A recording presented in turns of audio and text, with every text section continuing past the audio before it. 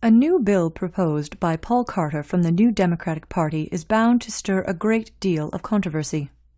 Mr. Carter, who represents a project called Reading for Freedom, proposes a novel way to approach jail terms.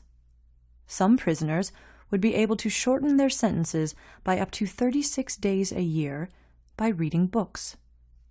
Inmates in provincial prisons in Ontario would receive 3 days off their sentence for each book they finish reading. They could choose from a selection of 12 works of literature, philosophy, science, and classics, such as Shakespeare and Tolstoy.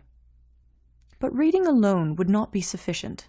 In order to demonstrate that prisoners have read and comprehended each work, they would be required to write an essay that must make use of paragraphs, proper grammar, and spelling. Prisoners' access to the program would depend on the type of crime they committed, and also prisoners' behavioral record after incarceration. The key purpose of the project is to reduce conflict among prisoners and encourage personal development. Though innovative, the project has already met strong opposition from politicians, law enforcers, and the general public. Many wonder how reading novels can genuinely prepare prisoners for real life after being reintroduced in society. They ask how reading Shakespeare could help the prisoners find jobs after prison.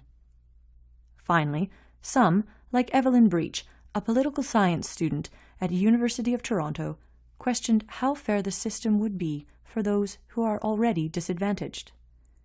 People who did not have access to proper education in the first place, or are not fluent in the English language, would not be able to read these books. This would be unfair for many Aboriginals and immigrants.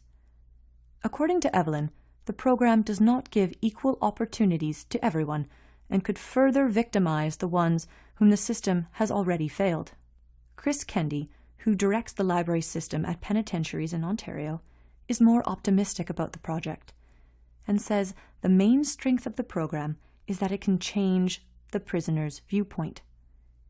He says an inmate can leave prison more bitter and knowledgeable about crime, or enlightened by the world and the meaning of life.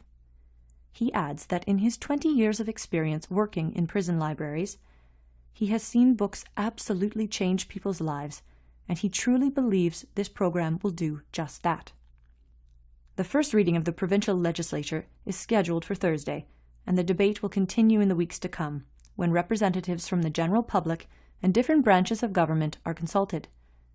If the bill passes, it will come into force as early as next year across the province.